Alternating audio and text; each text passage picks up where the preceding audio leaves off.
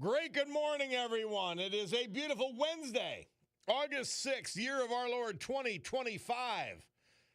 My Cordaro Jeweler's watch tells me it's 9:14 and change. This is the Bob Cordaro Show. I am he. Broadcasting today from the United States of America. I could prove it because the President of the United States was on the roof of the White House planning a project that he will fund, not the taxpayers. It's also the place where the brave, like the veterans we salute today, and they are Legion, Robert Macrith, James Dempsey, Edward Pergoski, Leon Kwiatkowski, Joseph Bryce, Daniel Sable, Robert Dolph, Robert Cisnall, David Fine, Kashmir Mateka, Mark Travelpiece, John Lutz, Gary Swank, and Marvin Pfeiffer. Veterans we lost this year, but celebrate today because they deserve it. Thanks to John Basiliga and the Basiliga Hospitality Group. The United States of America, founded with a certain knowledge and understanding by our incredible founding fathers that the government is not, shall not be, cannot be our parent, our guide, our salvation, our direction. Not any of these things, but is nothing more than a necessary evil we require to protect and organize society. The United States of America, the country where, for the first time in human history, freedom was declared to be an unalienable right granted to each individual by God. It was not something that could be parceled out to groups. It was not something that could be controlled by government or government officials. Our great American Constitution ensures and codifies freedom of speech, freedom of religion, freedom of association, economic freedom, and freedom of the press. If they use it to lie, if they use it to ignore what they doesn't serve their purpose, so be it. We'll figure it out. Now, armed with these freedoms, and only because they had them, a ragtag bunch of immigrants, rejects, and their progeny created the richest, most powerful, most culturally diverse and accepting nation ever to grace our planet Earth. America, the only place specifically invented and designed so that every American can live their life in the manner they choose, unlimited by their background, upbringing, race, color, or creed, unhindered by the government or those who would use government to control others for their own comfort, benefit, or power. And so we gavel to order this meeting of the Club for Common Sense, promising you that this show will always be convincingly conservative, lovingly logical, proudly and passionately patriotic, and reliably right. And what results from our commitment to common sense? Well, it's a sanctuary of sanity for all of you for the balance of this morning. So the Stossel piece, it was a little longer than I would like it to be, but it is frustrating to be right, to have definitive proof that what the Democrat Party is offering does not work, will not work, has not worked, and to be ignored by dummycrats and by left-wing lunatics and by people I don't know. You don't even know why. And then, of course, others that are getting something out of the deal. Them, at least, I understand.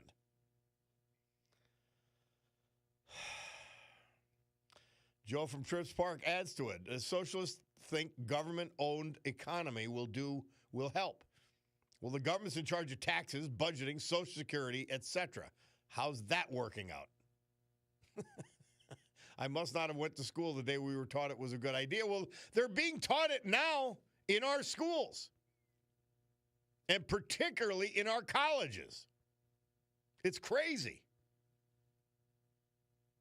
Everything he wants to do, everything he proclaims will not work. And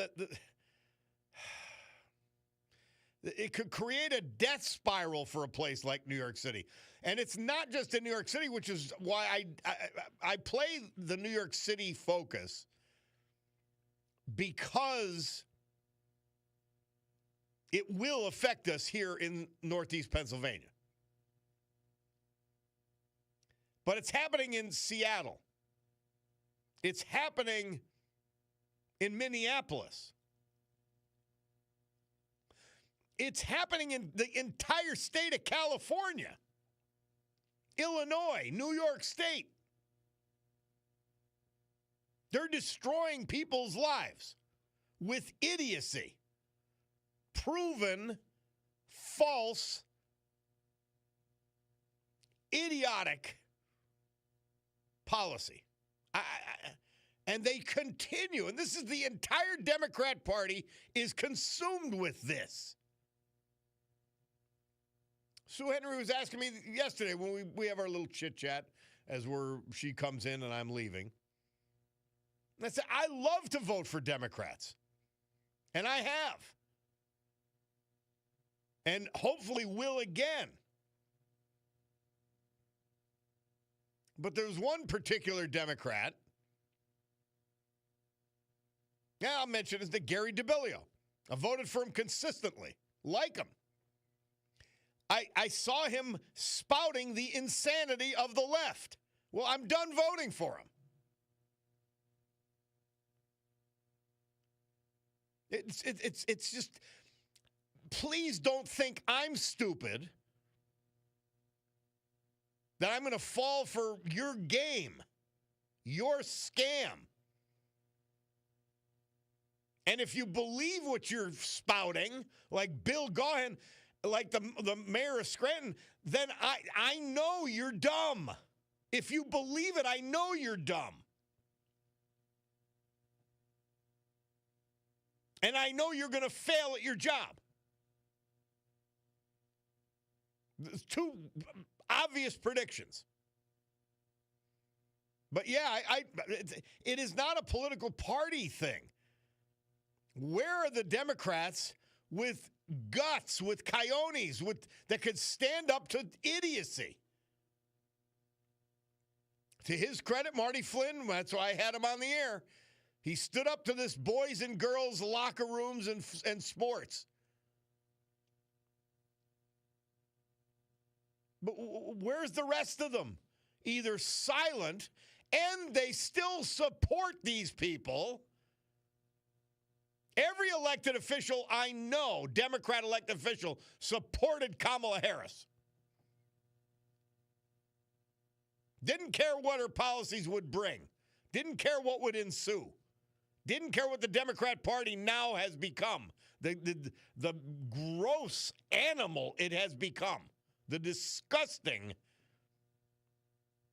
You had a U.S. congressman in Mexico City, a U.S. congressman from Illinois, proclaiming that she's Guatemalan and proud of that country, that failed country, and ashamed of the United States. A U.S. congressperson. And the sad part, she's not the only one. There are hundreds of them in the U.S. Congress. The insanity. The insanity. All right, we'll take a break. Bob Cordaro, WILK. We'll return. Want to hear from our great sponsors? A little history, a little music. We'll be back.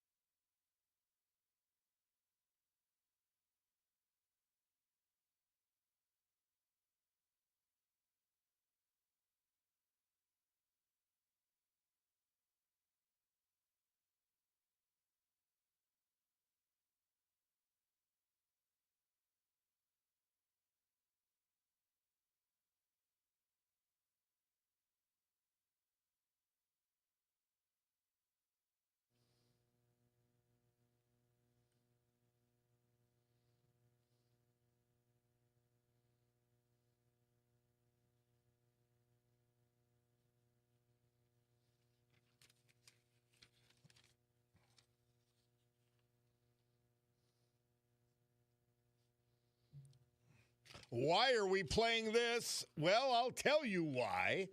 Murph doesn't miss a beat. On a sweltering California day, Murph says, this date 1959, Dean Martin walked into record studios, Capitol Record Studios in Hollywood, to record his version of the classic, Let It Snow, Let It Snow, Let It Snow. So it was recorded this date. And you know what's sad? Christmas ain't that far away. And we talked about it yesterday, but today is the anniversary, 1945, this date. The U.S. B-29 superfortress, the Enola Gay, dropped an atomic bomb codenamed Little Boy on Hiroshima, Japan, resulting in an estimated 140,000 deaths between immediate and subsequent. Oh, a powerful weapon. It was a weapon so powerful that they did not know, and some scientists speculated, it could essentially boil the Earth's atmosphere. It could blow the Earth's atmosphere out. Scary. But that little guy, Harry Truman, great Democrat. There's a Democrat. He was wrong on some policies, but he loved this country, and he acted on our behalf. And he made that big decision, fateful decision for the Japanese, and he saved. You talk about tough love. He saved probably 10 million Japanese. 10 million Japanese. Just think of the enormity of it. At least 1 million Americans. 10 million Japanese. A country, a culture unified under evil and they were saved. And then a benevolent dictatorship under the face of Douglas MacArthur restored that country to, well, brought it to greatness. Never mind restored it. They never had it. Amazing. All right. Let's get one quick call in here. Jimmy from Harvey's Lake. How are you, Jimmy? Hey, LTS, Bob. LTS back at you. When you opened with that story, I wanted to tell the audience a very similar story about state-run grocery stores and state-run housing. My oldest son, Michael, when he finished journalism school, he got a job with CNN in Atlanta. And the next year, they sent him to Moscow for a year. So, and I was concerned, Bob, honestly, about him going to Moscow. Sure. I mean, the two pieces of advice I gave him were, what year was this, Jimmy? What year? That was 2006 or 2007, 2008. Okay. So I said, two things I said. Don't ever write a bad article about Putin. And the second thing I said was, if a beautiful Russian girl comes up to you in a bar, don't go home with her because you'll end up in an ice bath with your kidneys gone. So anyway. That's wise advice, Dad. I know. So anyway, but Bob, he lived in an old KGB apartment building. So by Russian standards, it was very nice. And I'd Skype with them because I was concerned about him. I'd Skype with him every Sunday morning. So I'd open up the Skype app, and there would be Michael. And Michael would be all bundled up. And I'd say, "Oh, Mike," I said, "are you headed out?" "No, Dad, they turned off the heat last night." So periodically in the state-run apartment building in Moscow, which was very nice, they would turn off the heat, or they would turn off the electricity, or turn off the internet. And the grocery store that he went to, Bob, was not far from Red Square. And he would say to me, "There's one jar of peanut butter on the shelf, there's 2 boxes of cornflakes, and 3 cans of beans." He said, "Dad, we don't have to fire a shot to beat these people." So, and now listen to this story. So a rite of passage for Westerners or people that are there, you get mugged. Now, my son actually was beaten pretty brutally in a mugging. But listen to this, Bob. They didn't steal his passport. They didn't steal his wallet. They took the glasses off his head. That's how desperate they were for eyeglasses. But I mean, that my point is just what you say all the time. This is what a New York City is eventually going to look like. This is what a Seattle or a Minneapolis or these hardcore socialists, this is what they're going to create for the people that, live under them. And Jimmy, my question is, why do they not acknowledge fact, truth, and reality? That's the part I just don't understand. Well, and what has history taught us? Everywhere this experiment, quote unquote, has been tried, it's failed miserably, and it's brought nothing but misery to the people that live under them. So I don't know, Bob. They're living in the most successful country in the history of mankind. At the same time, they're proclaiming this. It is lunacy on a level that it's beyond my comprehension. It truly is. It really is. Bob, can I tell you another quick story? I wanted to relate it to the Victor David Hanson piece you had last week, where he had mentioned about coming out of these elite universities, how these companies are struggling to find qualified people or people that can do the job. Let me tell you a story about the great John Moses. Now, in my paralegal studies, in my paralegal studies program, he was a professor, a teacher of mine, and a mentor. And he said two things to me that have stuck with me. One of them has stuck with me, because now we're talking about the early 80s when I was in this program, so 83, 84. John said, Jim, he said, a trial is never about guilt or innocence. It's about the examination of evidence. And I always smile when I hear that, because when people query you about, well, what do you think about this, Bob? What do you think about that? You always say, well, let's see where the evidence takes us. So but the second thing that John said to me, Bob, that has stuck with me forever, he said, I will take a young lawyer who did their undergraduate work at WILK way before I would take it, and he called them fancy universities, not elite universities. So think of this. The great John Moses in 1984 was seeing the rot that was starting to come out of these universities, and he wanted no part of it. He saw it back then, and he said, I'll take a kid from Wilkes who did their undergraduate work, finished law school, but they did their before any of these fancy universities. So that's the kind of visionary, and at the time, Bob, I thought, hey, John Moses, he's a Wilkes-Barre guy, great family, great legacy.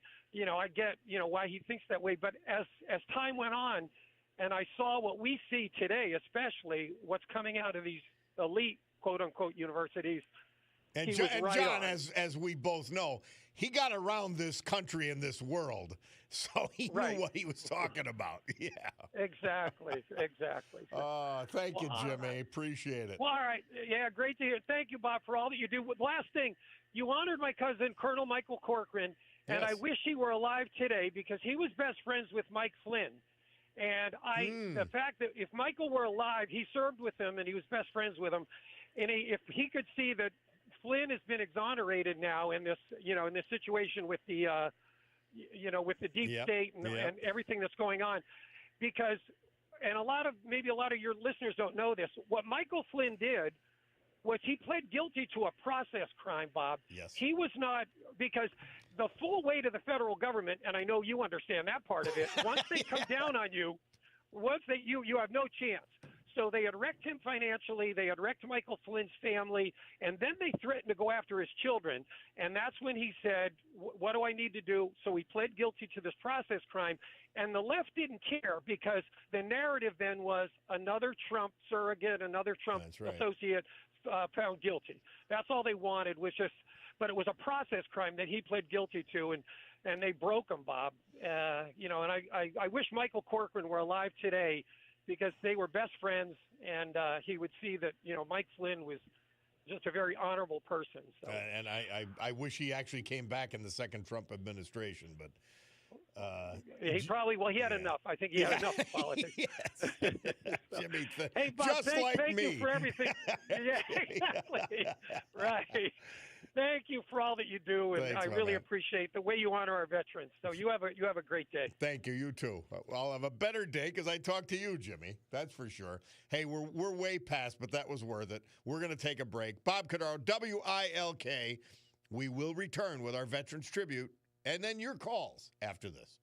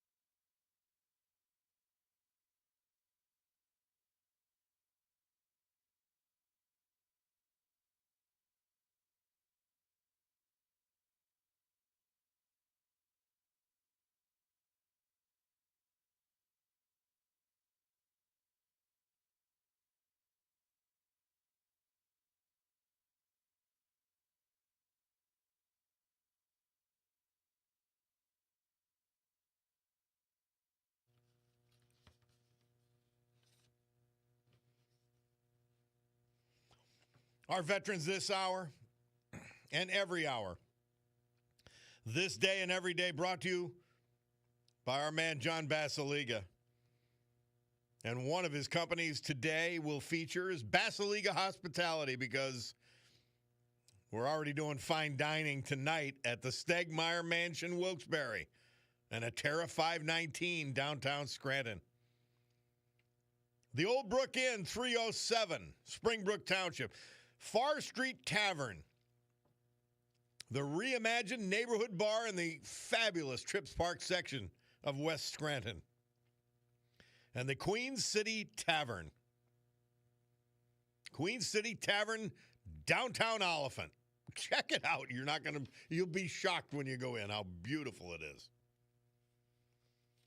Well, we've got a lot of veterans, and I set them aside when they've got abbreviated obituaries.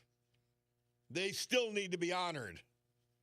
So there's more of them each hour that we'll get to talk about. Like Edward Pergoski, He was 93. He was from Hazleton when he passed away July 8th at the Geno Murley Center, Scranton. Born in Weatherly, he was a veteran of the U.S. Army, where he served his country in the Korean War, rank of private first class. Wounded in action, he was awarded a Purple Heart. Prior to retirement, employed by General Foam Corporation in the Valmont Industrial Park as a truck driver. He then drove buses for motor transportation and the Keystone Job Corps. Surviving his companion and caregiver, Bernadette Plaben, with whom he resided, his children, and other family members. Purple Heart recipient Edward Pergoski. Robert MacReth Blakely. We lost him July 27th. He was only 63. He's survived by his daughters, Gianna and Jillian, his wife Cheryl, his mother, and other family members. He was a proud Marine veteran. Robert MacReth. Thomas Kelly, Euclid, Ohio. Born Pittston, graduate of Pittston High School. He worked for Western Electric. He was a veteran of the U.S. Army. Numerous family members here and out of town surviving Thomas Kelly. Francis Norton, he was 89. He died June 30th. He was buried in Pittston at the Graziano Funeral Home. Francis Norton. Fayon Dale Schaefer. Dale was 94 when we lost him May 31st. He was from Southampton. Buried in Barnesville. Arrangements by the Thomas Carney Funeral Home, Old Forge. Dale Schaefer. James Dempsey, 92 years of age when he died July 8th. He was from Leawood, Kansas. Born in Scranton, he was a U.S. Army veteran. Bachelor's degree from the University of Scranton, master's from Avila University in Kansas City, Missouri. Jim retired from the Austin Company as a controller after more than 30 years. He started his career in Scranton, then moved to Kansas City with that company. Preceded in death by his wife, survived by 2 daughters and grandchildren, James Dempsey. Our great veterans this hour, brought to you by John Basiliga and the great Basiliga Hospitality. Storm Tracker 16 forecast from meteorologist Joe Snedeker. Today, partly sunny with a chance of a shower, 82 degrees. Tonight, partly cloudy down to 62. Thursday, partly sunny, chance of a shower, 82. Friday, sunny, 85. Well, I'm golfing this afternoon, so let's hope there's no. Well, if there's a shower, let it be so that we can leave the course completely. I don't want to get rained on and play golf. I will be happily go into the bar, have a cigar, and all that. Well, we'll see how it plays out, right? Got a good gang we're playing with today. Somebody texted in,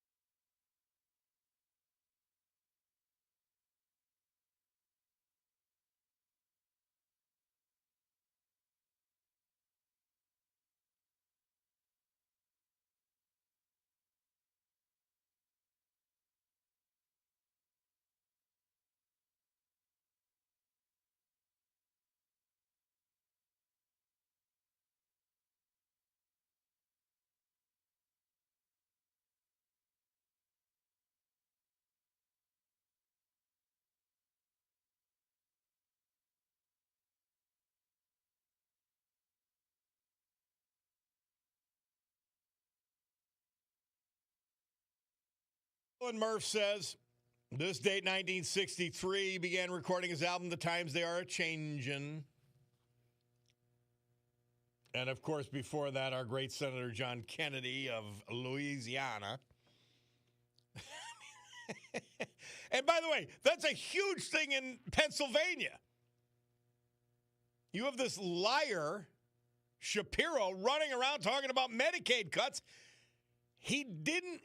At least, this is as much as we can determine, 17% of the people on Medicaid in Pennsylvania were not eligible. And with a straight face, that's why you can't vote for these people. With a straight face, he tells you about these horrible Medicaid cuts, everybody's going to die. It's unbelievable. Really unbelievable. Oh, gosh. It's frightening who these people really are. And we have the Junior League right here in Northeast Pennsylvania playing along like idiots. By the way, I'm coming out of my house today, or I was going back in the house. I forgot my cigars. Somebody's driving down the road, and it's like you're on a buckboard, my street. He says, pothole page. Yeah, that's what the left wing will get you. Holes as big as the Archibald pothole right in your street. Mark from Edwardsville, let's sneak in here, my man. How are you? Good, Bob. How are you today? Great. The reason I'm calling it's the anniversary of Hiroshima and Nagasaki. My good friend, actually, was my father's friend. He was a World War II veteran from Edwardsville by the name of Edward Sampson. He was stationed on Tinian. He was in the Signal Corps in the Army, and he was on that. They actually built between them and the Seabees built that runway on Tinian because that was the halfway point to get fueled between the mainland and China or Japan, and. He was on duty when these two big planes come in. One was the Enola Gay, and I don't remember what the other one was, but he saw one of these big planes came in, and there's something big was going on, but they had no idea what the payload was. And he was there to was on fuel duty when they came in and took off. So, isn't that amazing? Isn't that amazing? So he touched, well, you could touch it at the Smithsonian, but he touched the Enola Gay before it left on that mission. That's unbelievable. Whether he touched it or what, but he was definitely on duty. If you fueled it, you touched on it. Duty. Yeah. Unbelievable. Yeah. That is so great.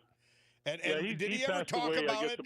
Do you remember if he talked about it, Mark? Oh, he did. He told. That's how I know the story. Yeah. But there was a lot he wouldn't talk about. But he said the Japs at night were night crawlers. They come out at night, and everybody had to be on their toes because that's when they would come out to attack. Yeah. But he didn't talk a lot about it, like most of them didn't. And I know there was a lot of bloodshed over there too because they had to take over that island and everything. Absolutely savage fighting. But he passed away I'm going to say about 8 to 10 years ago. But we were good friends. We hunted together and everything else. How neat. Yeah. And what I love about these so many of these veterans, they lived ordinary lives, but had seen extraordinary things and done extraordinary things in their younger days while they were in the military, and right. they just lived normal lives after that, raised families, became part of the fabric of the society. Yep, they did. All right, Bob. Have a good day. And thank you for bringing that up, Mark. Right. Appreciate it. Okay. All right, my man. We got to take a break here. Bob Cordaro, WILK. We'll have the Bloomberg Money Minute in the middle, but let's hear from our great sponsors first.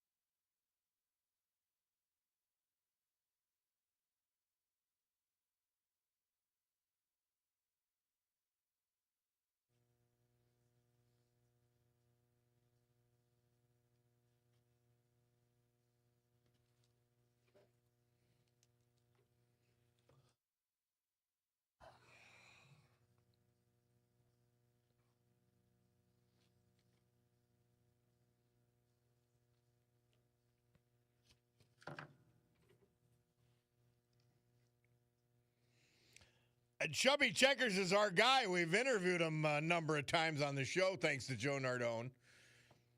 And he performed his Hit the Twist on television show, Dick Clark's Saturday Night Beach Nut Show. Beach Nut was a gum, for those that don't remember. This date, 1960.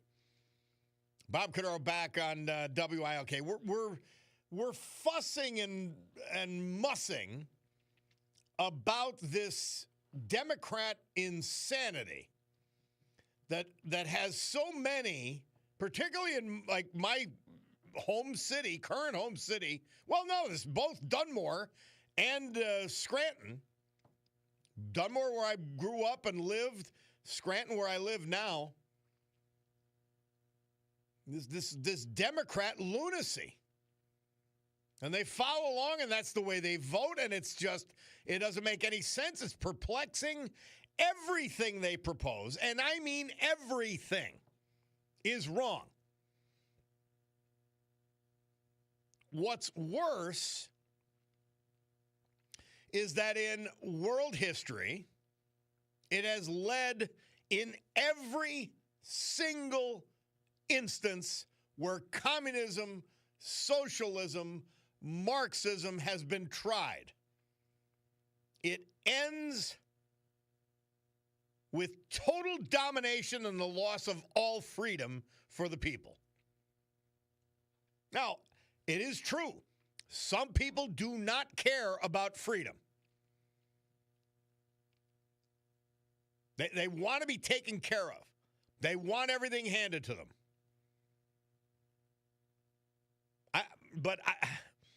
Everything to take care of yourself is available now. Without any more government programs, any more laws, any more expenditure. Now, what leads to the domination and oppression by government? What precedes it, actually? What precedes it is lying about everything. And we see it with the Democrats and the Democrat Party, and it goes beyond them to establishment Republicans and others who are part of that establishment, wherever it is. It could be in your city, it could be in your town, it could be county-wide, whatever. They're part of it, they're getting something, they're getting greased, and they're getting greased good, whether it's contracts or jobs or whatever. It's a crazy thing. And it defies logic. It defies any kind of sense. We're going to keep trying to explore this because we do have to get to the bottom of it, because it is the fight of our lives. It's the fight of our children's lives and our grandchildren's lives. I'm fortunate to have children and grandchildren, because they're not going away because they want to control you. They want to own you. And some people ain't getting it. All right. Well, Picardo Jewelers, Jefferson Avenue, Spruce Street, Scranton, gorgeous store. Best jewelry you'll ever see. And then it is the watch store. They've got Breitling, Oris, Longines, Michelle, Shinola, Luminox, Swiss Army, and Seiko. And Picardo Jewelers, your watch store time is 10:03 and change. That means it's time for the news with Brian Hughes. We'll be back.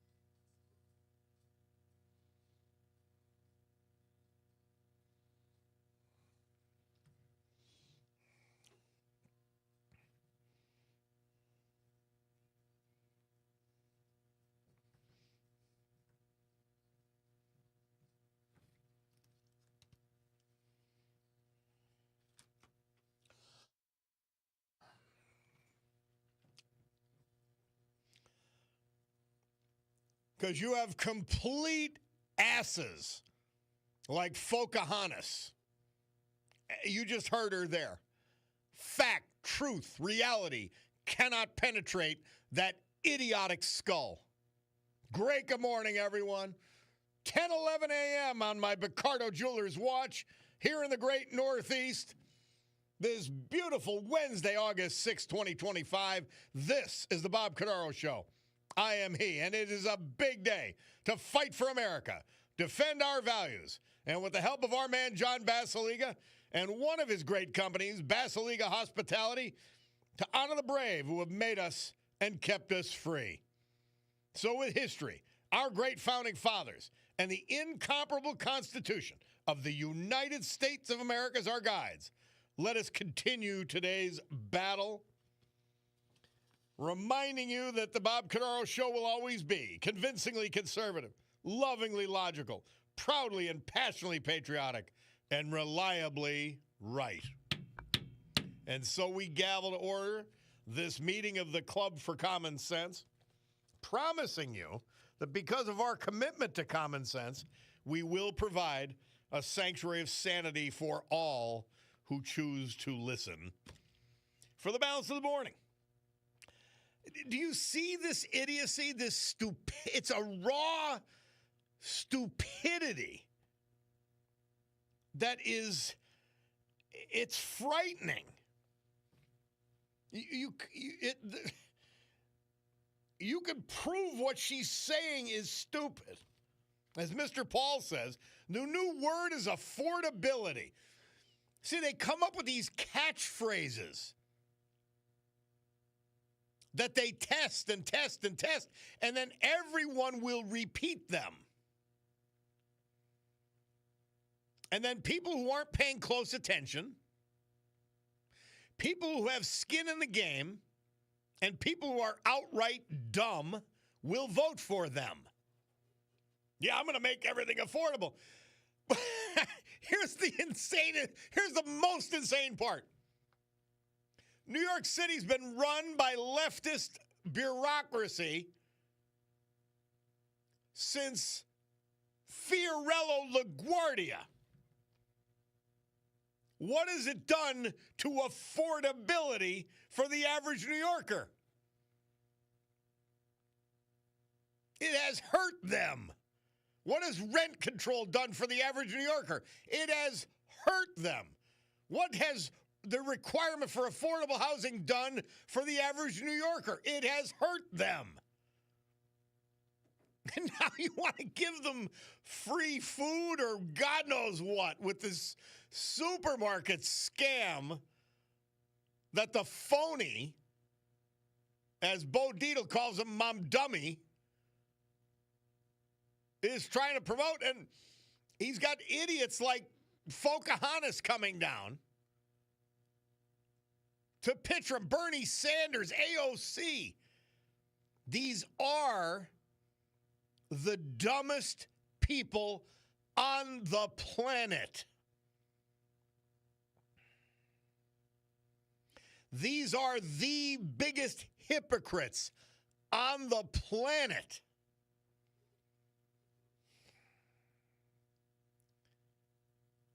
AOC on her oligarchy tour flies a private jet. She wants all air travel to end in her Green New Deal scam. You cannot make up who they are.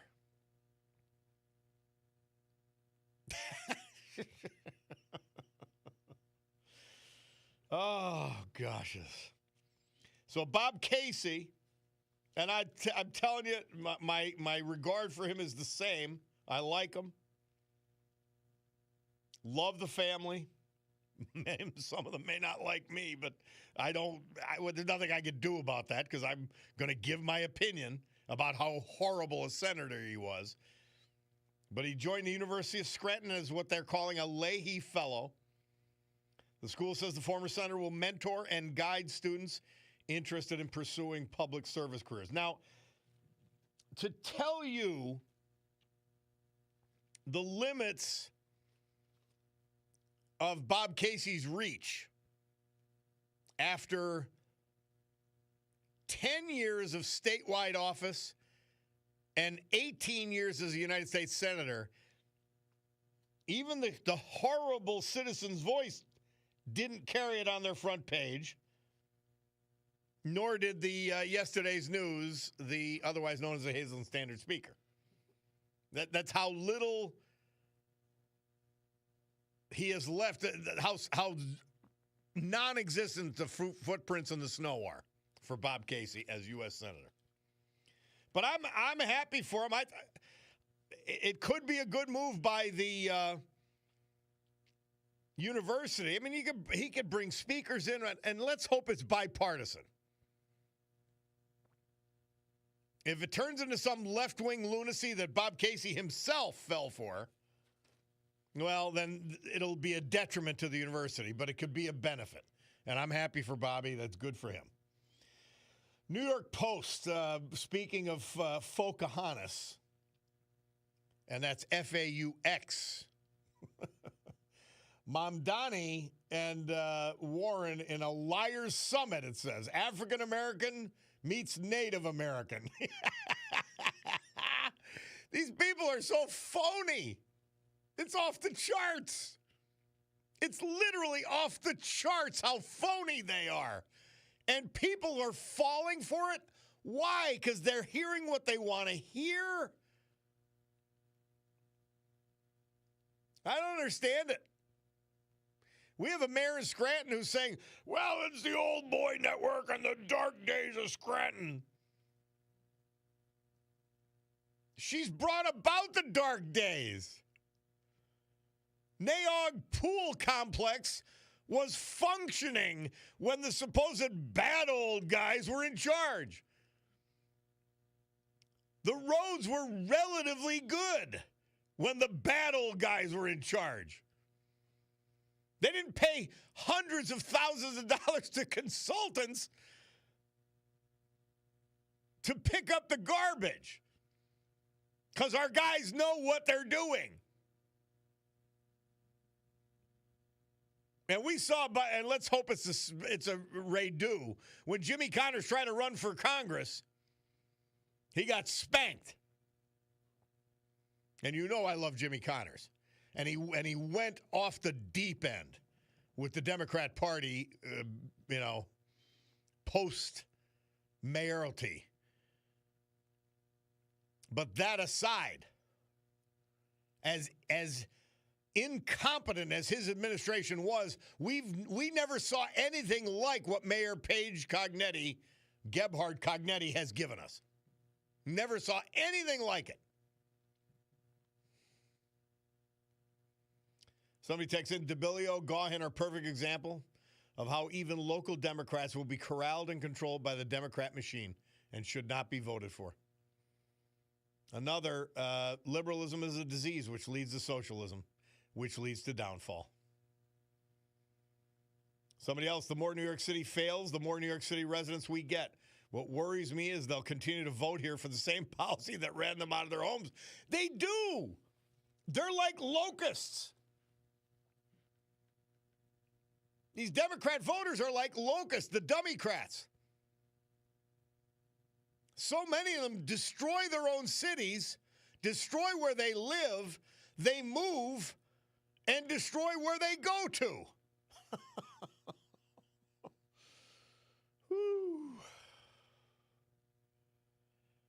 Bob, we should make the millionaires stay in those left-wing states. No! We want them coming here and spending their money. If we didn't have a lunatic left-wing governor, they would. If we didn't have a state house controlled by the Democrat Party, they would move here. Somebody said, ironic to play Let It Snow after the opening of the dropping of the bomb on Hiroshima. Nuclear fallout. Yeah. By the way, ironic, a very overused word. But coincidental is what I would say. And we use irony for coincidence all the time, but My son corrected on me a long time ago, which is why it sticks in my head. Someone texted, Bob, it comes down to the love of this wonderful country that we call home. It is common sense. How can they, the crazy Dems, hate this country so much? I don't understand. LTS. And they do. So many of them do. I think of you don't see you don't see squad members going back to Somalia, do you? You see this idiot from Illinois decrying the United States and praising Guatemala. She's not going back to Guatemala. And we're so prejudiced. We're so prejudiced in this country that we've elected all these people.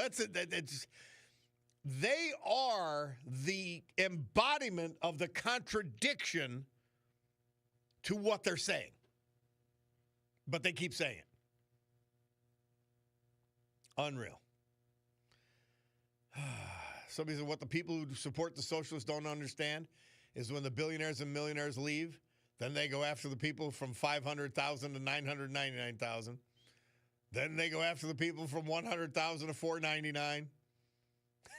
And eventually anyone making $1 will be part of the tax base. And it's happened so many times. To deny it is idiocy. Wow. Somebody said, Bob, I grew up living on military bases, and the government turned the heat on November 1st and turned it off April 1st. Yep. I know that as a prisoner.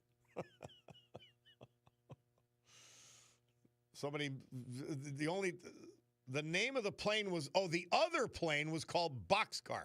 I don't know that Mark from Edwardsville was talking about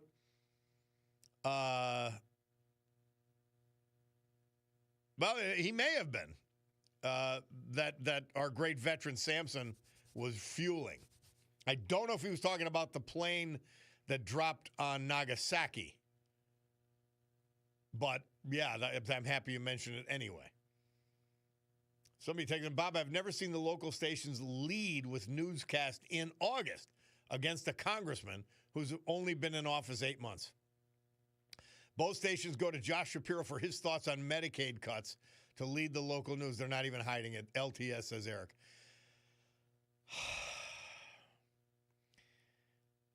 There's, within WNEP, Channel 16, there's a left-wing lunatic philosophy. That I guarantee. I can't speak to that for WBRE and WYOU. But see, then that's just laziness. Oh, we could get the governor on. We get to have the governor on. It makes us big. We get the governor on to lie. Why would you do it? So shame on you to the other stations. NEP, they're trying to cook the books. They're left-wing lunatic. Their news has become worse and worse once they get away from, as soon as they're off of, and here's just a suggestion. If you watch local news, and I do not, I get my news here, and I've got to hold my nose sometimes. But when you're watching Channel 16 in particular, as soon as they talk about anything statewide or national, turn it off. That's all. Turn it off. Because you know it's going to be wrong. Bob, a listener texts in, I know quite a few Democrats that vote emotionally and not intellectually. They hate Republicans, Trump, MAGA voters, conservatism, and the truth. So they vote against these things. They have no idea what they vote for. They are not capable of voting intellectually, meaning they are stupid, says Chaz from Greenville. I don't know. I'm of the belief that there are very few people who are actually stupid. The thing that confuses me is the willful ignorance. Like they don't want to hear it. They don't want to know it. They want to keep going the way they're going, even if it hurts them. They paid the same price for gas that we did, same price for utilities, same price for food under left-wing Democrat idiot policies under Joe Biden. I don't get it. Somebody texts in, it really upsets me that Bob Casey was appointed to that position at the University of Scranton, a Catholic institution giving that honor to a pro-abortion advocate. As a graduate of the University of Scranton, I find this horrendous. You've got grounds to say that. You've got grounds to say it. Used properly, having a former senator in your faculty can be a good thing. We'll see how they use it. But I understand what you're saying. Bob, I know you say there's some sane Democrats left, but to be honest with you, how with the far left and crazy this party's become, anyone that you thought was normal in that party has a big Kool-Aid stain on their upper lip because they're fully dedicated to the socialism cult, says Tom from Dallas. It's something I don't understand, Tom. I don't know where to go with it. And I know these people. I mean, I'm friendly with them. Maybe I'm friends with them even. Many of them. And they just do it. I don't get it. It's what it is.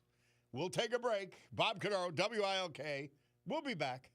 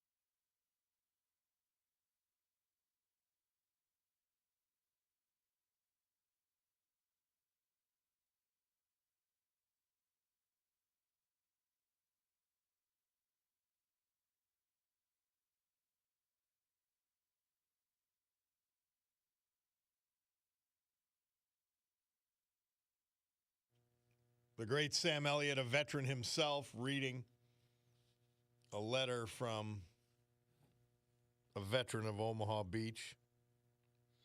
And it proves true for every veteran we talk about. And our veterans this hour and every hour, this day and every day, brought to you by John Basiliga and his incredible companies. Today we feature, because it's Wednesday, it's time to start thinking about the weekend, and it might be time to go out tonight. Basiliga Hospitality. We'll talk about them after this. Leon Kwiatkowski. He was 85. He died July 15th. He was from West Hazelton.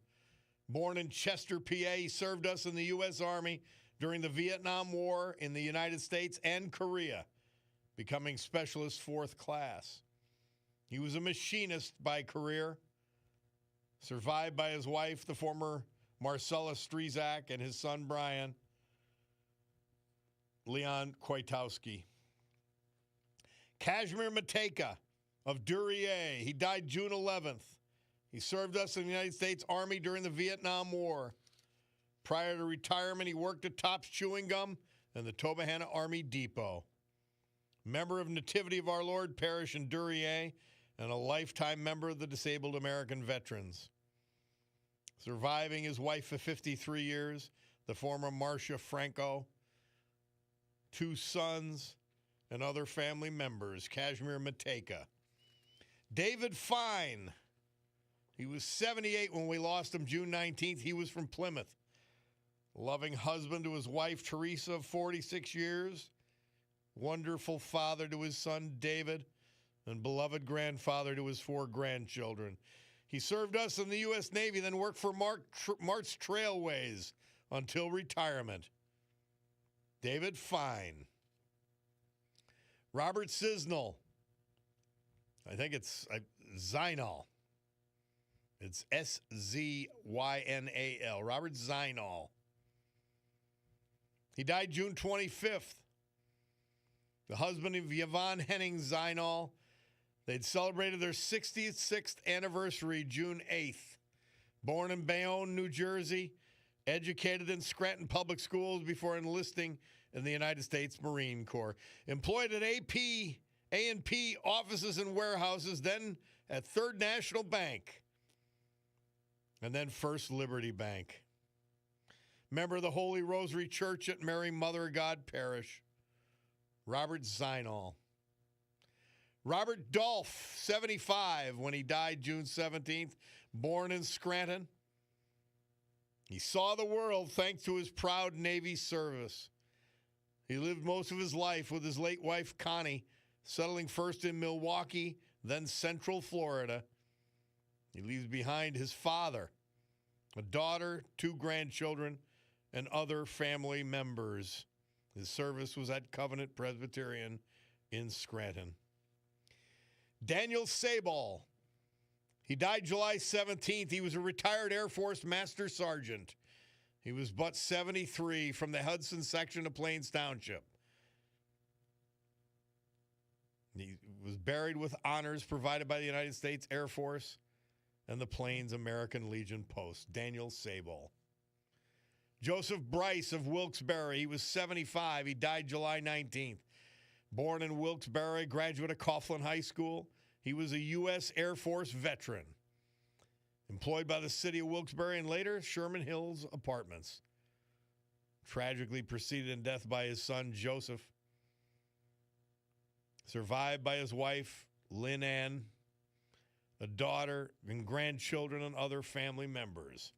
Joseph Bryce. Our great veterans this hour brought to you by John Basiliga and Basiliga Hospitality. Well, open tonight for fine dining at Terra 519 in downtown Scranton and the Stegmeyer Mansion, downtown Wilkes-Barre. You can't beat either one. And if you want a more casual atmosphere, the Old Brook Inn, 307 Springbrook Township. The Far Street Tavern, the reimagined neighborhood bar on Far Street in the great Trips Park section of West Scranton. And the Queen City Tavern in that city, Oliphant. You got to see it totally redone. Storm Tracker 16 forecast from meteorologist Joe Snedeker. Today, partly sunny with a chance of a shower, 82 degrees. Tonight, partly cloudy, low 62. Thursday, partly sunny, chance of a shower, 82. Friday, sunny, 85.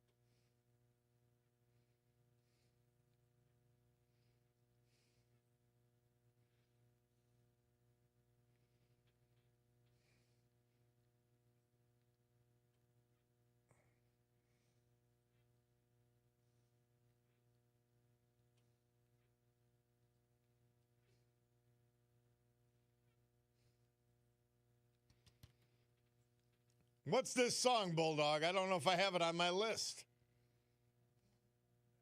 Oh, I never knew that was the name of the song. It's on the list. Ron Burgundy can read this. This date 1966. Murph says the Temptations had the number one R&B hit with that one. Ain't Too Proud to Beg. I couldn't figure it out. But a great song. We all know that song. Come on. And before that, Joe Biden. Now, don't be confused if you didn't understand what he was saying, because not only does do the people listening not understand what he's saying, he doesn't know what he's saying. I'm sure he understands his intent to some degree. And some real sharpster lawyer at the Bar Association said, "Oh, we worked them down from $300,000 to $250,000. We saved $50,000. To hear that? Are you kidding me? Somebody said I couldn't understand a damn thing Joe Biden was just saying now on that recording. Because you can't. Nobody understood him. They'd have somebody there like showing them, oh no, it's an applause line. Cheer for him, clap, laugh, whatever. Holy cow, that's frightening. Beyond frightening, isn't it? Hey, let's go to Wally from South Wilkes-Barre. Hi, Wally. How are you? Hey, thanks for taking my call, Bob. Happy to. And then this is the right wing radio station in NEPA, and the founder of conservatism was William F. Buckley Jr., right? And okay. Well, I'm just going on to say I'm conservative. I guess I'm progressive, but I do think marriage is a man and a woman, and abortion is only in by right the life of the mother, rape and incest. So your guess- political party disagrees with you 100%. Yeah. They would call you I guess stupid. so. They would call you stupid and ignorant and a Hitler and Hitler. Well, For yeah, those two views alone. So let's continue. Yeah. Yeah, maybe, but it's the party of the working people. How? How is it the party of the working people? What do they do? Well, because they weren't in It's management, the party of the non-working and that, people. Pardon? Wally, your party's left you. They're the party of the non-working people. They want Medicaid for non-working people and illegal aliens. That's what they want. No. Wait, Robert. I'll tell you this. When you had your promo, you said, "We'll talk," and you should have said next time, I'm going to interrogate you. You should have said that in your next Wally, promo. tell me what I'm saying that's not accurate. And that you're voting like a dummy. I'm trying to save you. No, you're not. I guess in the long run, Roberto, we're in decline. The country's in decline, and 47 isn't making it any easier. Why? So let's look at what is he doing that's not making? lies. What Let's is he look at doing? history, Wait a Robert. minute. He's reordering the entire world trading system so that working class Americans get a break and don't have their jobs stolen and their standard of living stolen. He's closing the border so working class Americans don't have their wages depressed and their jobs stolen. He's reducing and eliminating taxes on tips and overtime so working class Americans can do better. He's tackled inflation and energy costs so that working class people can do better. Tell me what he's doing that doesn't work for them. How about on a poll when more than 50% disagree with his policies, Robert? What about that poll? How does that compare with 450% of what? your statistic? You said 450%. Of the people that they polled, Robert. Yeah, because there's people like you that aren't even paying attention. There's people like you. You're not even paying attention. What are you talking about, Robert? Come on. Wait, Wally, are you going to deny anything I just went through on that list? They were benefit the working class people. Those are actual working class policies.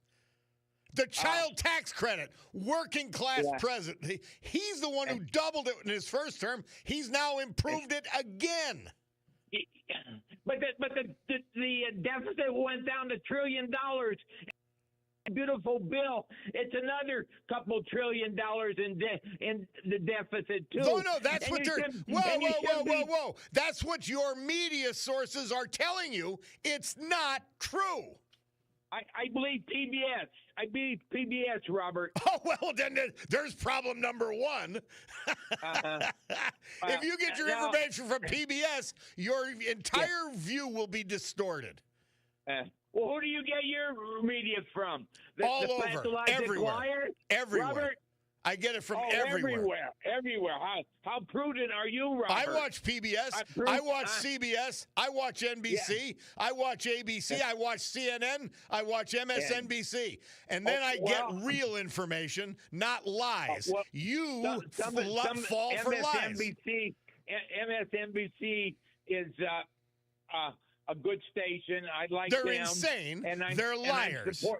I'm supporting liar. Everybody's a liar, Robert, huh? Everybody who lies is a liar. World, Robert, Everybody who lies is a liar. That's correct. Oh, yeah.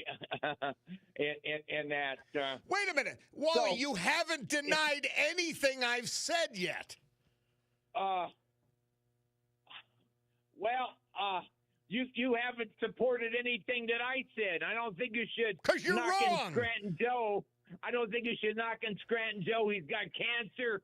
I think he's a good man, and he's a good man who corrupted. He took millions of dollars for his family, or do you ignore that too by selling his office? Well, okay, what about? Okay, Robert. He let his dogs. Wait a minute, Wally. He let his dogs bite his Secret Service agents and other Yeah. staff members as if they were pieces of spit. He's an arrogant piece of spit, is what he is. He's a Lies, piece Robert. of spit. Lies, Robert. How are they lies? The dogs didn't bite the people? I thought Robert, I thought the Baltimore Catechism said slander was a sin. According to you, it's And truth not. is an In the absolute defense 21st to century, slander. Robert. Truth is an What? absolute defense to slander. What's the defense of slander? Truth is an absolute defense to slander. Well, it's not coming from 47. That's for sure. What do you have to say about policy? You hate Huh? Trump. Great. You got Trump derangement syndrome. That's fine. Now get over it and start doing stuff for the good of yourself, your family, your community, and your country instead of being a dummy-crat. Why don't you try okay. that, Well, Wally? Try it on for Okay. size. Roberto, I'm going to go to the city council and say something about it. I'm going to stand up and do something a little bit. I'm an old jock, but I'm going to do what I can while I'm alive, Robert. But thank you for saying this, and I think our country's on a decline, like other civilizations, Egypt. Yeah, well, there's the Rome difference between you and that. me. You think it's What? inevitable, it needs to be managed. That's what the Democrats think. And they want to be on the top of the pile as the nation collapses. That's the Democrat elected officials you vote for. Well, I hope Paige Cognetti does a good job. She's horrible. And I'm proud to She's Joe, horrible. and I'm You proud can't even of, drive the streets. Bob, huh? You can't even drive in the streets. There's no pool at Naog Park for 5 years. Yeah. Yeah. Well. I mean, okay, you just want to what about- deny you got a point? reality. Listen, Wally, I love you, but you got to Oh, get, I you got to think you're a stop, good you got to guy, stop and I denying fact, truth, and reality. And I hope We got to go for and I hope Bloomberg your Money son does Minute. a good job with the We got to go for Wilkes-Barre Bloomberg Police Money Minute, but Department. I love you.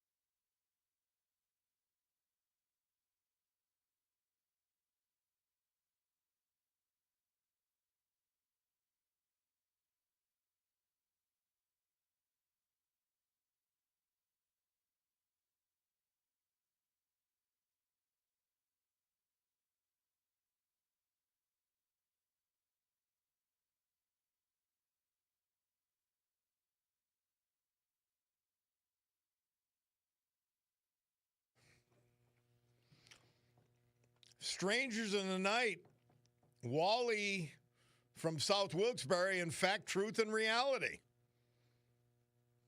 But Sinatra had the number 2 album, Strangers in the Night, this date, 1966, Murph tells us.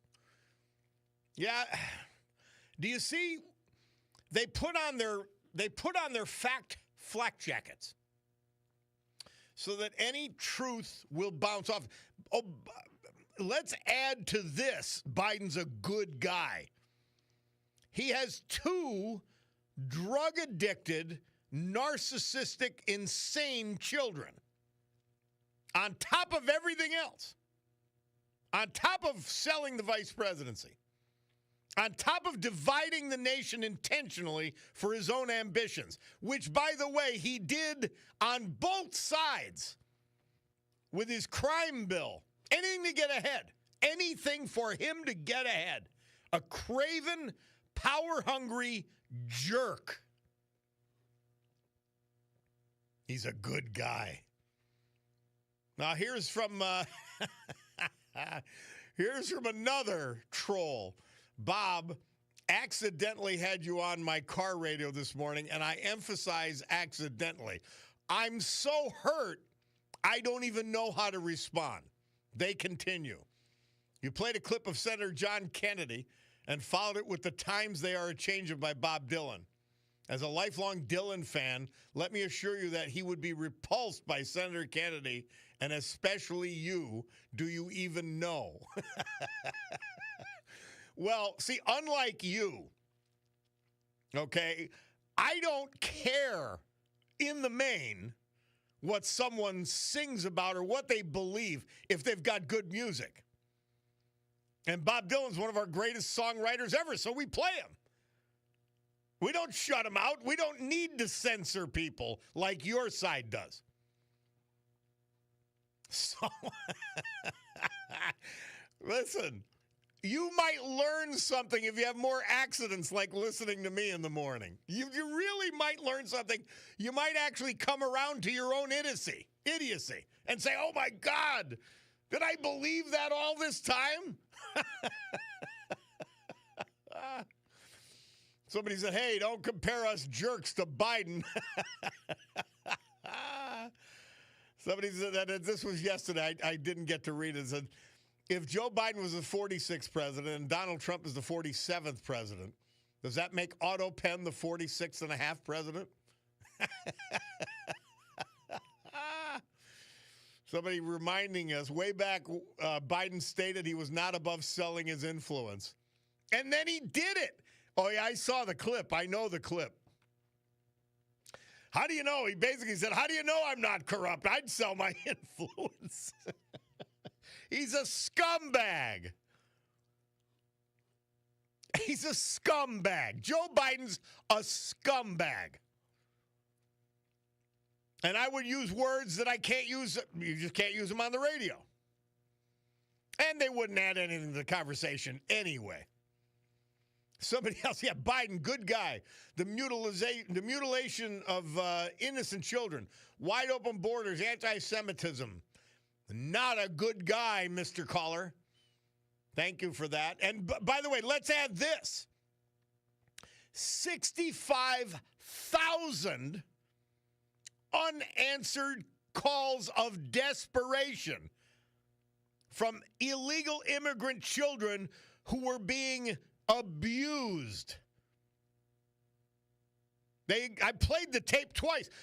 65,000 of them called in desperation for the government to save them from sexual attacks and from slave labor. And Joe Biden didn't answer the phone. My God almighty. A good guy. Another of you. Biden's a good guy. He sold the country out for cash. In his own daughter's words, he would have inappropriate showers with her as a child, says Tom from Dallas. Yeah. I don't get it. I really don't get it. Wally, call again, please. We'll check in. I'll try not to get excited, but you just can't. I say it sometimes at the beginning of the show. We will not suffer fools gladly. And if you want to call and act the fool on the program, you're going to get slapped down. And by the way, the reason you're going to get slapped down is not because I'm smart, because you're wrong. It's easy. My side of the argument's easy. Your side of the argument is scary.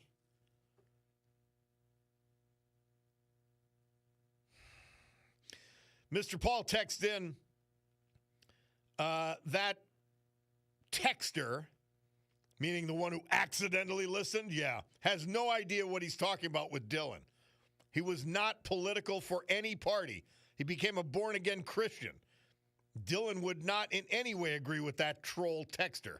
He heard you by mistake. Yeah, right. I know. Listen, we don't mind that you listen. Don't be embarrassed that you listen. Because even if you're a dummy-crat and you're dedicated dummy-crat, you still want to hear the truth. I know. I really believe that. You still want to hear the truth. It soothes you in some way. All right. We're way over because my Cordaro Jewelers watch, and they do. They sell Breitling, Oris, Longines, Michelle, Shinola, Luminox, Swiss Army, Seiko, and more, including my very own Bacardo's watch, which you can see on the live stream. They tell me the time's 11:03:55. We got to go. It's news time.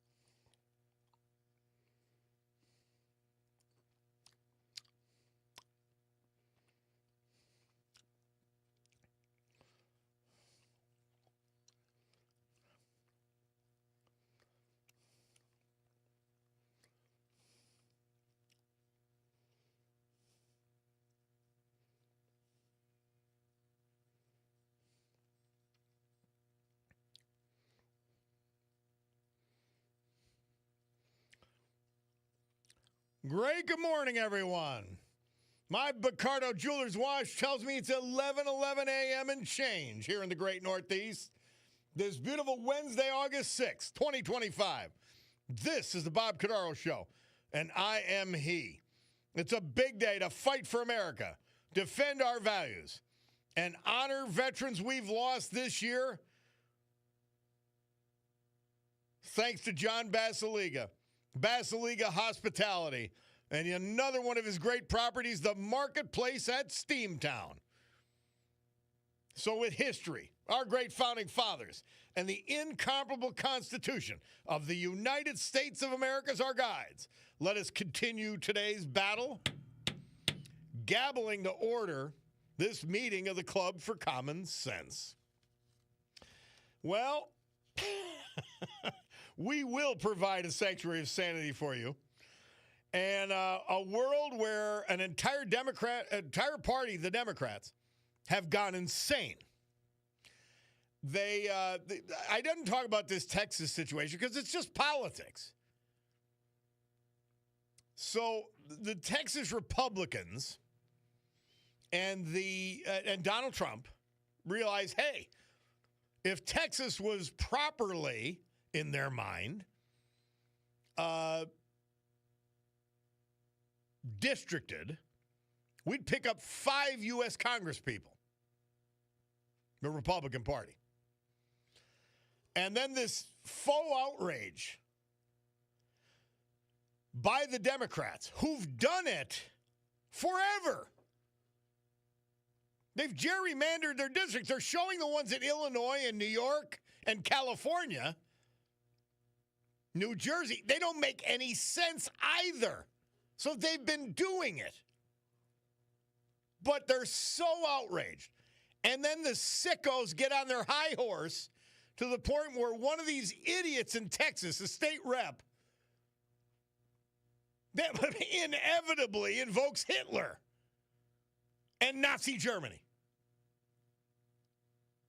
Now, you don't hear Trump and the Republicans doing this. This is why you know who's right. They're not doing it. They're saying we want 5 more seats, and we can get 5 more seats. And these people are talking about Hitler and the end of democracy, the Democrats. People like Fat Pritzker, the governor, who have presided over the exact same gerrymandering in Illinois. And they're outraged. Oh, Lord. My man Koval, I'm going to miss the garage guys today. They're having a conference, and I'm going to miss it today. But Koval, apparently, one of our buddies, he doesn't know the difference between Zinfandel and table wine. He went to the ShopRite and grabbed. Well, I won't say what I would say if we were in person about our buddy Billy, but I'll miss that party today. Somebody takes in, Bob, abortion is mutilation also, but I suspect you're pro-choice. What would make you suspect that? Seriously. I'm mildly offended, not personally, by the way. But I'm thinking to myself, boy, do I not make myself clear on this program. I'm completely pro-life, 100%.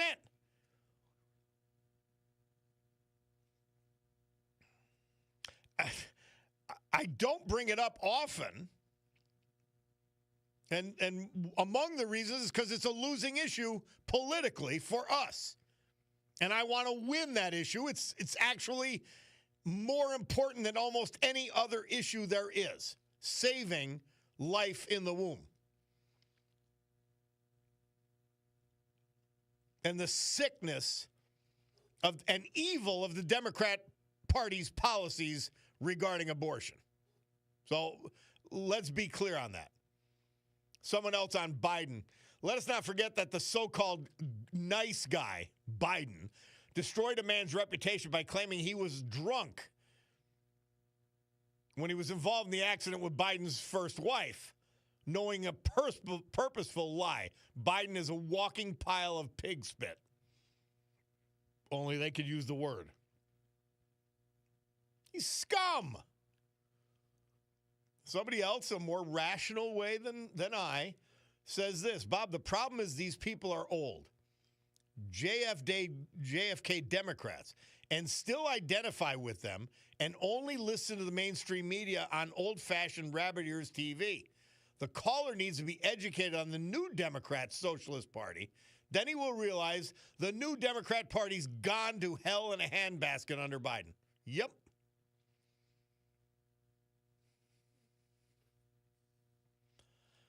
The person who was worried about my pro-life said, or another person that maybe were, Bob, you are pro-life, 5 kids, correct. Yeah. Another text said, change the Biden expressway to pedophile expressway. He's nothing better than that. How about that, the creepiness, smelling the hair and touching the children, just like his own daughter claimed he did. Please. Don't tell me he's a good guy, as though that's some sort of, there's no saving grace for this disgusting husk of a human being. He's basically subhuman. And he hasn't done one thing for anyone his entire career. His idiot narcissist son, Hunter, in the midst of his deranged interviews, he served this country for 50 years. No, he served himself by being in elective office. And then he sold that elective office to become wealthy. He got paid every step of the way, I promise. He wasn't serving the public. He was taking the public's money. All right, I talk about Joe Biden. I got to finish with something great because he's disgusting and sickening. Mother Teresa, St. Teresa for August 6th. She says, love is a fruit in season at all times and within reach of every hand. Anyone may gather it and no limit is set. Mother Teresa for August 6th brings us back to a good reality. We'll take a break and be back. It's the Bob Cordaro Show.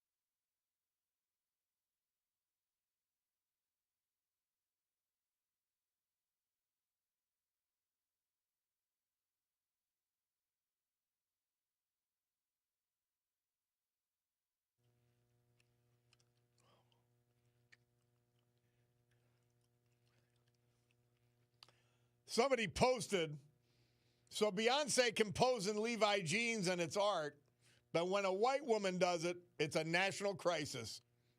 These people are sick. They're stupid and sick, and they think we'll fall for their stupidity. But we won't. Keep posing, whatever your name is, Sydney Sweeney. Dear Lord Almighty. Sly and the Family Stone, they released their hit Hot Fun in the Summertime. This date, 1969, Murph tells us. And the internet started. This date, 1991.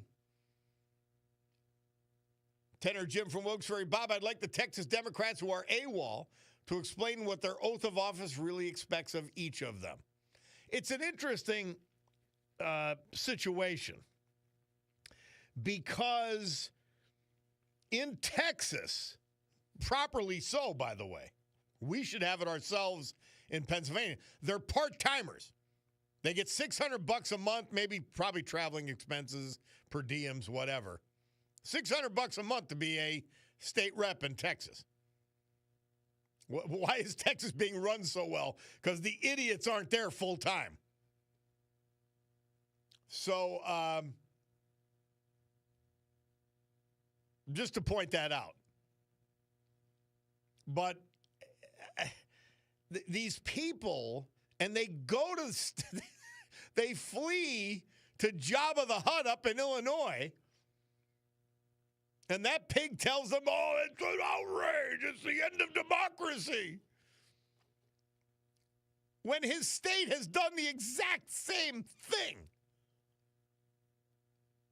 Please don't believe these people. I'm telling you, they're dogs. They're worse than dogs. They really are.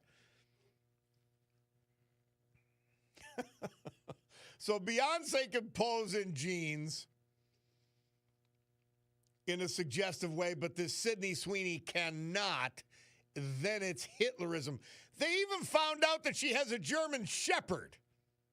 Oh, and then worse, she's a registered Republican who shoots guns.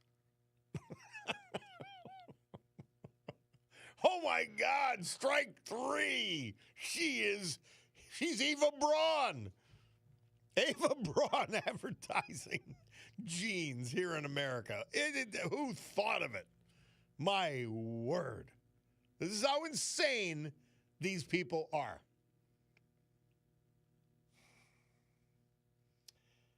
Hey, we're going to have a guest on, and in a little bit, to talk about the pop-up markets. Kristen Powers is going to come on and talk to us. The marketplace in Steamtown has a pop-up market going on. It's going to start soon. Next Monday, to be exact. And she's going to tell you all about it. I'm excited for it. I love that place. I love that mall in Steamtown. Me and Mr. Paul used to go walking around there, go to Crunch. The great little Lackawanna County Library there, the bookstore. The aquarium, you name it. I love that place. Boscov's, of course, still a great. When I got my go-to store, department store, there's not many. Unless I'm looking for a special item, I go to Boscov's in the marketplace. Let's go to Lorene Cummings regarding Lackawanna County. How are you, Lorene? Oh, my blood is freaking boiling, Bob. On what subject? Well, two. Yet another tax coming out of Lackawanna County. I don't know why we have a Republican up there, because he's not doing anything against costs. So, it's another vote for another cost. What is it? I'm tired of it. Now it's a $15 charge whenever they're going in to record the deeds for their homes now, because they want to demolish more the properties across the county to help with defray the costs through their land bank, which we already had a program for that. So now we have another tax, a backdoor tax. And then I had the LGBTQ group, this, NEPA Stands Up or something, come in asking for an anti-discrimination act in Lackawanna County. So all the Scranton people that just cause problems all the time up there for those residents are now coming down to a music meeting for the county commissioners. They're going to start coming to the county commissioners meeting to try and force an anti-discrimination policy for LGBTQ so that women will have to put up with men in the bathrooms and in their shower rooms, which I stopped, by the way, and that would have to allow boys to participate in girls' sports so that they can take their trophies and scholarships off them. I mean, this is getting completely out of hand around here. Well, because we have Democrats in charge for so long and weak Republicans who go along to get along for whatever reason, and you get it, you just descend into chaos. That's why I tell people you can't vote for Democrats anymore, because they will all cave in the end, no matter what they believe. That's my observation. Well, right now we have one Democrat and one Republican. Yep. And the Republican is voting with everything the Democrats bring up on the table. So that I don't know what good a Republican is. I don't understand that on any level. We spent money on $300,000 to hire all these people to do appeals that we knew they weren't going to do before they get their tax bill, because people don't understand actually what this assessment is about, and that the appeals that they're getting in the mail is not actually the same as what's on their tax bill right now. But they'll find out the important point, the increased assessment doesn't mean increased taxes. Correct. But they, and people are out selling their homes because they think they're going to get that much money for their houses, which is what a lot of people did in Old Forge. I know there's a lot of homes for sale. And other people are just scared, like they just want to sell and get out of here. And that might be my next move, because I'll tell you what, if these anti-discrimination policy is passed by this current county commissioners, it's going to be nothing but our school districts are going to be destroyed. All of our kids are going to be on puberty blockers. They're going to be just forcing it down these kids' throats because they don't want to hear about not putting them on puberty blockers. They just want them to go on them, and that's going to be the medical community's decision around here in Scranton and Lackawanna County if they do that. And all of our children will be destroyed, just like it happened in New York, California, all over Washington State. I mean, just look at what happened there. Oh, I hope you're wrong, Laureen, but we can't keep monitoring. People better call these commissioners and tell them not to pass that anti-discrimination policy. They better be just as forceful as they were when I was in office, and I didn't care. They wanted me to go and do some stupid sensitivity training class, and I told them to pound sand sensitivity. They should be doing sensitivity training for their discrimination against women. They want men to go into their bathrooms. They want men to compete with them in sports. It's a disgrace. Well, we should all be sensitive to common sense, which these left-wing lunatic people are not. And it's disturbing. No one is discriminating against them. No one's bothering them. You're bothering us. You're bothering us. Why? But Bob, they said they were discriminated against. So after the meeting, I said, I want to know who did that to you, because I want to go and sue them. I said, why didn't you sue them? They wouldn't answer me, because you know what, Bob? It never happened. I know. They were never discriminated against. They're liars. Well, thank you, Lorraine. Keep us up to date, all right? Will do. Thanks, Bob. All right, thank you. My Bacardo Jewelers watch says it's 11:31 and change, which means we've got to take a break. We'll hear from our great sponsors, come back, pay tribute to some great veterans, and then the weather, and then you.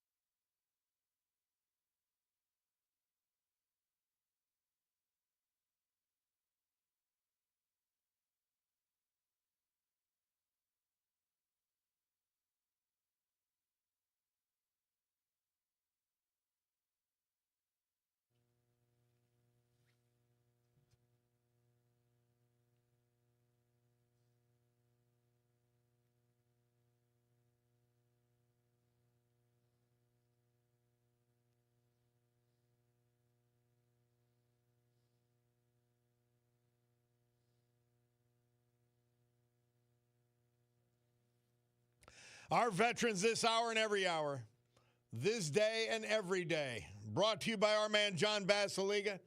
And as I see, it is Wednesday. That means we got to start thinking Basiliga hospitality.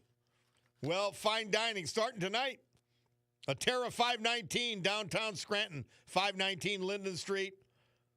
And the Stegmeyer Mansion, South Franklin Street, Wilkes-Barre. I was at both last weekend twice. I can't brag about them enough. Awesome.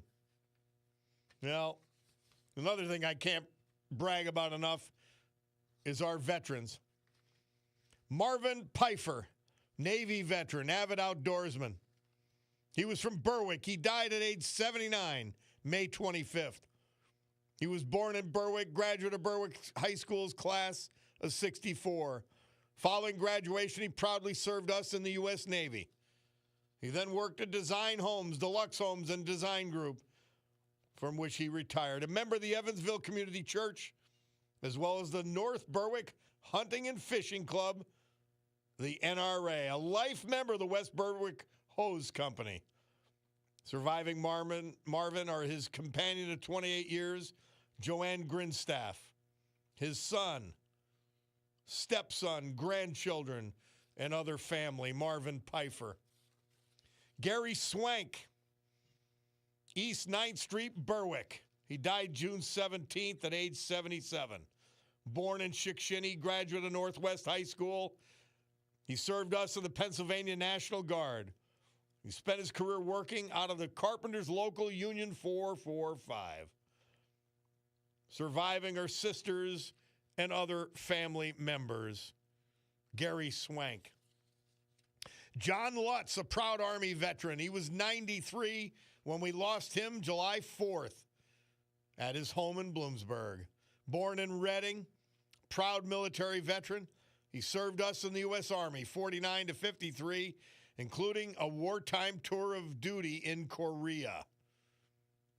After that, he became an independent painting contractor in Reading. Then he moved to Bloomsburg in 1969, met and married his wife of 53 years back in 1970, the former Shirley Carl. And she continues to reside in their Bloomsburg home. In addition to his wife, Shirley, survived by his son, daughter, and other family members, John Lutz. Mark Travelpeace, jet engine mechanic who worked for the U.S. government. Mark Travelpeace was only 58 when he died July 19th. He was from Benton. Born in Lancaster, Pennsylvania, a 1986 graduate of Benton High School. He faithfully and honorably served his country in the U.S. Navy for 11 years. He'd been employed by the U.S. government as a jet engine mechanic. His hobbies included drag racing, hunting, fishing, and muscle cars. Surviving are his sisters, nieces, and other family members. Mark Travelpeace. Our great veterans this hour brought to you by our man John Basiliga and Basiliga Hospitality. Storm Tracker 16 forecast from meteorologist Joe Snedeker. He tells us today partly sunny with a chance of a shower, 82. 77 outside the studios right now. Tonight, partly cloudy down to 62. Thursday, partly sunny, chance of a shower, 82. Friday, sunny, 85.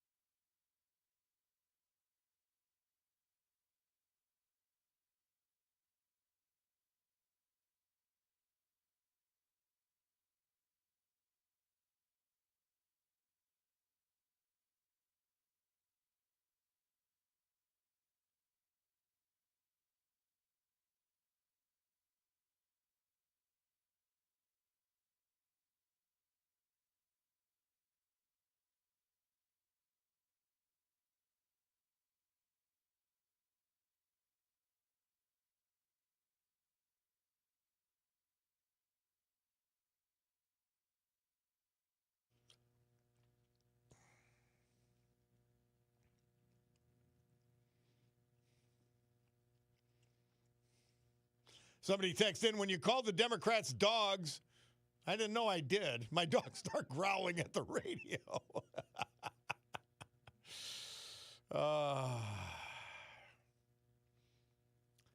The Democrats say, somebody else texted in, trust and believe all women unless those women say they don't want to shower with biological men. Then to hell with the women. Yeah. Crazy stuff. This is Manfred Mann.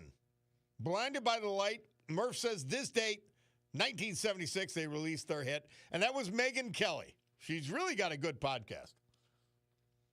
So I told you about this exciting thing that's going to start down at the marketplace at Steamtown. Now, this is a great place to go because you got free parking underneath galore. And they're going to do pop-ups and some other things. John Basiliga's vision is to turn it to something like the Reading Terminal Market, which if you've ever been there in Philly, you will absolutely love this. And obviously more manageable. And Kristen Powers, the woman who's in charge of creating all of this, she has a successful event company called Scranton Made, and she's with us now. Kristen, welcome to the Bob Cordaro Show. Hi, thank you so much for having me. Tell me what this is. I'm as soon as I saw Reading Terminal Market presented in the stuff you sent me, I said, wow, this will be great. Yeah, so it's always been John's dream to have the second floor of the marketplace at Steamtown be something like the Reading Terminal Market. I think with COVID and then all of his other projects, it kind of got pushed to the back burner, but he recently brought me onto his team, and we are hosting events each month now and then throughout the holidays as these pop-up markets to bring the energy back, to get local businesses in, and then see where that takes us into 2026. You know what's great about it, Kristen Powers, is that there's a lot of entrepreneurs who sort of want to put their toe in the water. Or maybe they have maybe they have a store somewhere else, a fixed location, and they'd like to expand and they want to put their toe in those waters. Really, I think it could be a great opportunity for a lot of people. So this starts when? So we're going to kick off with an event on August 16th, which is a pop-up market and clothing swap. So the clothing swap is with a partner called Scranton Swap, and she hosts these clothing swaps where participants bring clothing beforehand, up to 10 items. Our next drop is this Sunday, August 10th, from 12 to 2 on the second floor of the marketplace. But you bring in items, and then the day of the event, you'll have tickets for those items, and then you get to pick 10 new things. So it's like a way to reduce, reuse, recycle, and be like sustainable fashion. And Kristen, just an aside, you don't drop the clothes you're wearing. You keep them on. No, you keep those on, but you bring anything like that you would loan out to a friend, like, you know, your nice stuff that maybe you bought and never got to return. But during the day of the swap, there will also be 20 vendors, the 10 vendors that are always there throughout the year, live music, drinks, food. It'll be like a really fun event. It's a great space. And the area you're talking about, it's got those stalls already set up. And it's so convenient to get to, and the parking, all that at the marketplace. I'm excited for this. 100%. Yeah, so if you even want to skip the escalator or elevator, you could come in the marketplace at Steamtown on that bus station side, drive up to level 3, and come in those doors, and you'll be on the second floor of the marketplace at Steamtown. Or if you want to check out the National Historic Site, you could even enter through that train bridge in those back doors, which is really stunning. It is neat to go out there and see Steamtown from up above.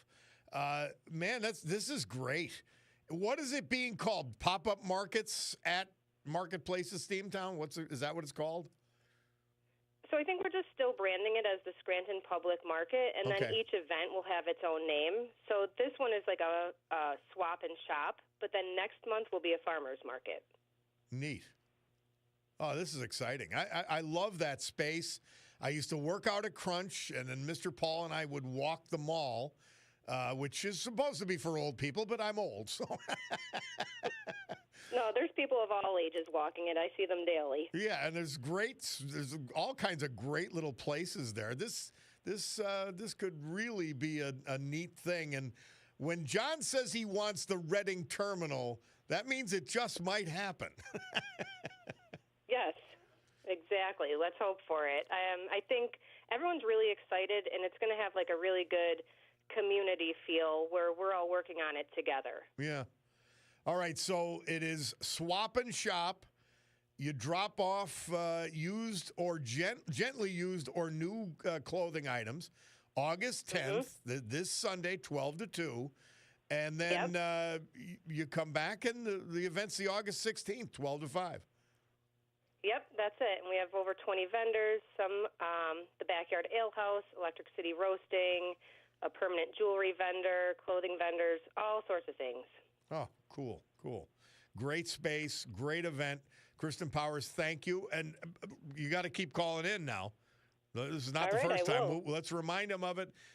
My suggestion, give us a call at 9:35 and then 10:35 next week so we could really push this thing, okay?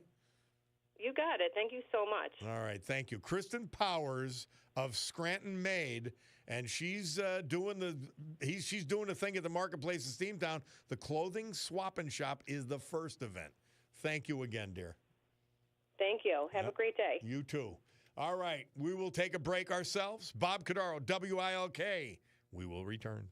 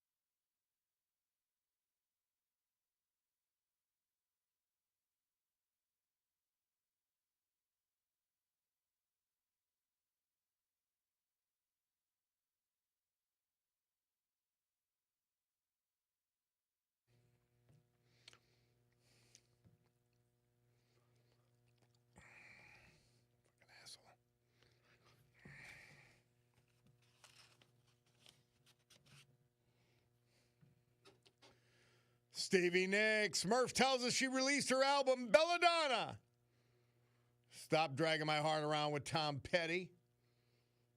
Bob Cordaro back with you on the eponymous program. I'm excited about these pop-up markets at the Marketplace at Steamtown. It's just a great venue, you know? It'll really work. And when John sets his mind to things, man, they happen. By the way, Rick Bigelow points out, he said there were several airplanes in the Hiroshima atomic bomb run. 4 planes went ahead to check the weather. 5 planes, which our piece played. 5 planes were part of what was called the combat strike, including the Enola Gay. Others in the formation were there to take measurements and photographs. And he sent me the actual operation order for the strike. And most of the crews on the strike had no idea what they were going to drop until the briefing the night before because they didn't know. I'm sure their superiors really didn't know. And, Rick, you could clarify this for me, Rick Bigelow. They didn't know if they were going to survive the blast. I remember reading about it. And when they dropped the bomb, the weight was so heavy, the Enola Gay just flew upwards with the loss of all that weight. And then was rocked hard when the explosion happened. Moments later, they couldn't get far enough away. Fascinating stuff. Hey, we're going to finish with Ramblin' Man, the Allman Brothers. This date, 1973, they released that great hit. And we're going to listen and take it on the way out. A couple of texts. Lorene should not be bringing up the gays. She's obsessed with the gays. Most gay people don't agree anyway. And I agree. I point this out often. Most transsexual and most gay people are not in on this LGBTQ insanity agenda. It's no different than that they say, well, you're white. Well, first of all, I'll disagree with you. I'm Italian, Polish, and Slovak American.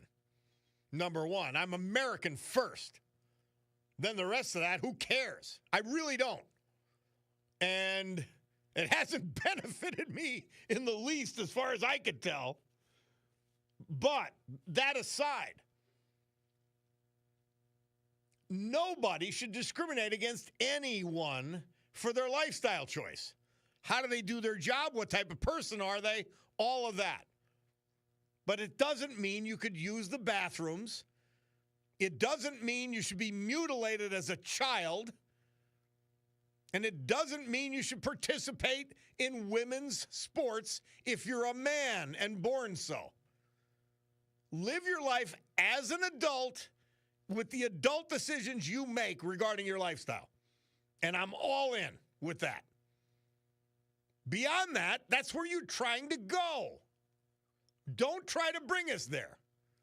That's when we'll resist. I hope, most of us anyway. Somebody takes it, Bob, wish you and Mr. Bigelow would do a segment on Muammar Gaddafi. I don't find it particularly fascinating, just so you know.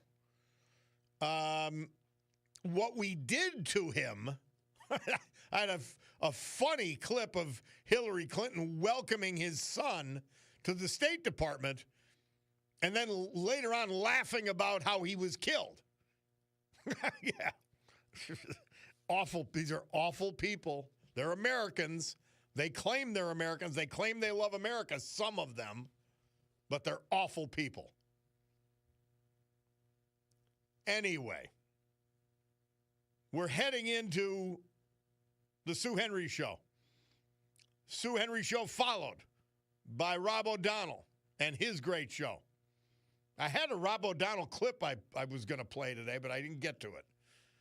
Something he had put on Facebook, because he really does his homework. We love that guy. Anyway, we're wrapping it up because they only give me so much time. But God willing, I will be back tomorrow. I don't know if I'll let you know what I scored in golf, but I might. I haven't played this year, so this is the first time I'm playing. And let's put it this way, it's going to be mediocre. Slick says, Bob, LTS, you have to watch the Beavis and Butthead clip on white privilege. It's hilarious. I know. It's all a joke. It's all used for political purposes for certain people to advance themselves and their agendas. It has nothing to do with reality. Please tell me the poor white family or the poor black family just trying to get along. How has discrimination actually affected their lives? It hasn't. Now do something for them, like create jobs. Don't let immigrants flow in and take those jobs and depress their wages. And if somebody wants to sit on their fanny, don't give them money. Well, we got to go. 12 o'clock, my Cordaro Jewelers watch says. Have a great afternoon. But for now, we got to gavel to a close this meeting of the Club for Common Sense. Have a good one, guys.